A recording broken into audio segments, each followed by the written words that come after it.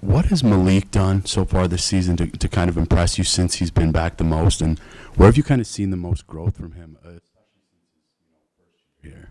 Yeah, I think Malik is certainly extremely talented. I think one of the things for him is consistency of staying healthy, which has been the challenge. I think, got dinged up right at the end of fall camp. Really had a great fall camp, had a really positive spring. And then, I think one of the things for us was you saw on Saturday, it's really the first game I would say he's truly played, other than the Clemson game, that he's truly played for us. And so, I thought there were some real positives. There's a lot of work to be done, if he wants to be a guy that continues to be a mainstay right now. But, man, I think that guy can certainly help us. He's a high-end tackler. He's a big physical body. He's a great young man, and I only think he's going to continue to get better. He's just young, and he needs to go play and continue to play football for us. But I think length, ability to tackle in space, obviously athleticism, all those things check the box, and certainly his process and continuing to grow within the defense, it's going to be really fun to watch his career continue to blossom. Thank you. And then this will be a little bit similar to Dallas, but I guess this morning Coach Leipold said similarly that, Iowa State is a program that they're looking to emulate. What do you think of, hearing something like that, and what does it kind of mean to you, again, as he says something like that about you guys here? Yeah, I think, again, I think for Coach Leipold and myself, I think we both have come up a very similar way, and I appreciate him saying that. I think the reality is, certainly his path and our path here, our staff's path, it's very similar. I mean, we're Division III coaches. We've worked our way up from the ground up. Not many people can emulate what we do because they haven't gone through the journey that we've gone through. And so, I think that's why we knew they would have great success, and they have done a great job already. And it's not what we do is not rocket science. So, I think it takes the right people to align programs the right way, and I think they have a very similar background and a very similar pattern to what we have had in our journey. So, again, I think there's a lot of respect between both programs. Matt, what's going on in the What's going on in the Big 12, and what's been the reason? Yeah, it hasn't been that way, really, honestly, Randy. I think if we really look back the last couple of years, I mean, top to bottom, I think this conference, you got to play everybody, which I think the rest of the so-called big conferences don't do that. Number two, I think the reality is, a lot of good coaches, a lot of good quarterbacks. I think teams that have invested in both sides of the football and are trying to be complete football teams. And, I think when you get that, you get a lot of parity right now, and you get a lot of really good teams. And I said this a year ago, and I think even before that is, you better bring your A game or you're going to get beat. It doesn't matter who you are, doesn't matter where you're at, it doesn't matter what it is. You got to play A football to win football games. And man, you can play B+ football and still get beat right now. So credit to everybody in this conference.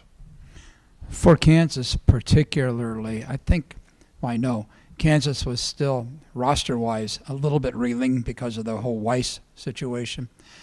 The NCAA rule, the change of the rules, how do you think that's benefited Kansas?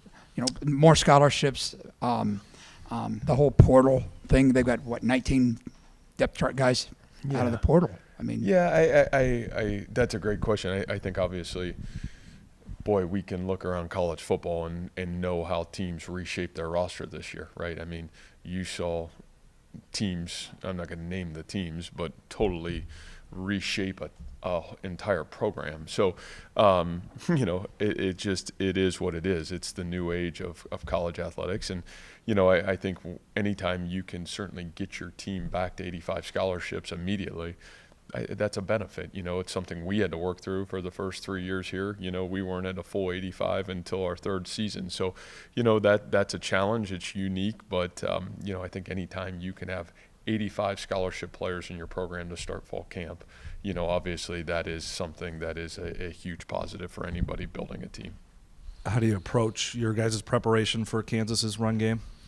Obviously you're going to have to do a great job in terms of being alignment and assignment sound. I think one of the things that is positive for us is there were things from Saturday that we didn't do very well. And it started with kind of our discipline of our eyes. And, I think this group is going to challenge every facet of that.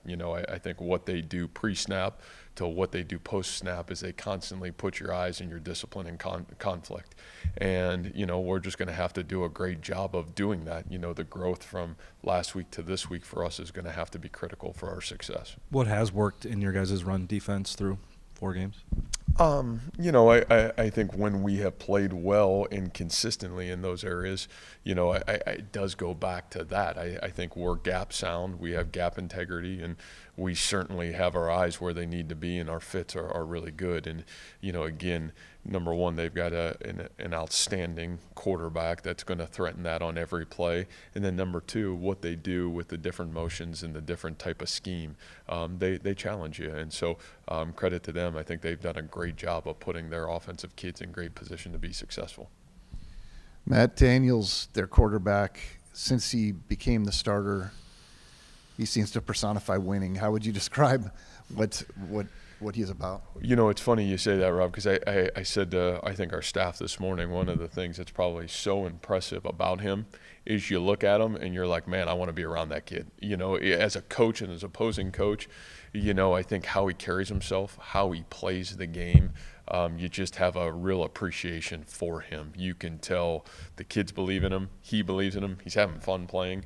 And I think, again, the credit there has to go a little bit to, man, you do a great job of putting your players in position to be successful. I talk about that all the time in our program, right? Players, formations, plays. And I think that's what you see is you see a young man that certainly has talent, and he's being put in great position to use his talent, and he's enjoying playing the game, and he's putting his team in great position to have success. And MJ Anderson, for you, a guy who's navigated through some things, obviously, in Minnesota, maybe some injuries, I think, but what's he showing you now on the field? Yeah, I think one of the real joys of what I've watched in terms of, MJ got here, and you guys probably don't know this, I think came in, started working out right away, and just elbow wasn't right, and had gotten injured in Minnesota. Kind of felt like our best interest was to have surgery. So, missed the bulk load of spring practice, really all of spring practice for us, but we got that taken care of right away. And, one of the things I really have enjoyed about MJ is he loves football, and he really goes to work at it. And even through that journey of getting back healthy, it's been a real joy to watch his process. I mean, how he works, how he goes about his business. He had a great summer. He was back to full strength by June when we were back here. And, man, he had a great camp. And I feel like, it's been interesting. Game 1 and 2, he was so close to making some plays. Man, he's right there. And game 3 and 4, man, he's making some big plays. And I think you just consistently see him getting better and better and better. And I think he's got a really bright future. I think he's got a chance to be really special. And who he is on top of it has fit us greatly, and just really proud of certainly what we've seen so far, and excited to see where he can go and take his ability. But so far it's been a great journey for us to have him in our program. What have you seen out of Kansas's Jalen Daniels?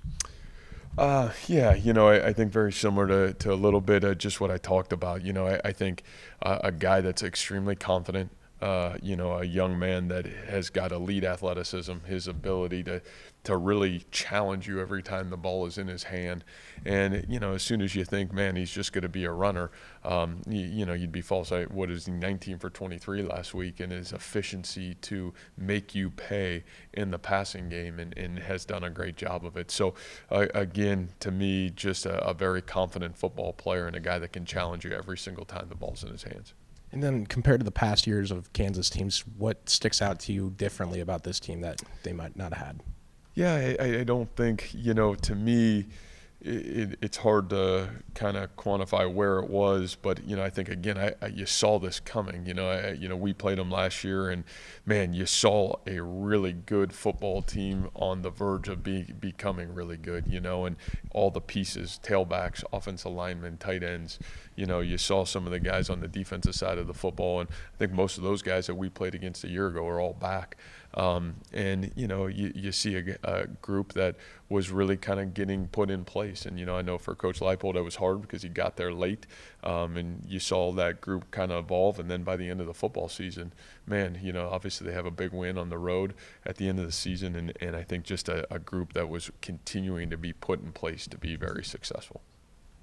Yeah, last week we talked a little bit about kind of the mental lapses that led to some of the penalties, and you mentioned here you guys really have to be disciplined this week. How do you go about that during practice and your preparation? Is that something that can be addressed in drills, or because it's a mental thing, how do you guys go about addressing that and correcting that?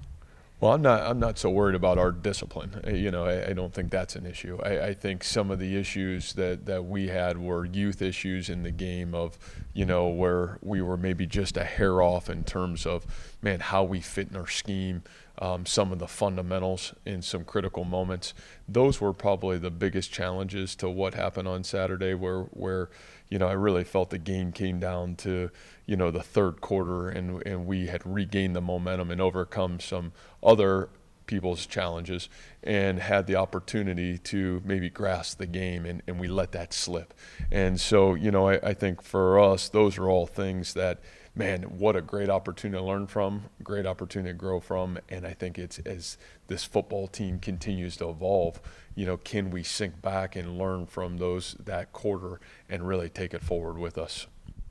Couple of questions, one on Jake Remsburg and Cartavius Norton. Is this the week that Jake gets back in there, do you think? And then Cartavius, he saw a few snaps early in that game. Was he just not really ready to go yet, or was it more a function of you wanting to get Jirel more work?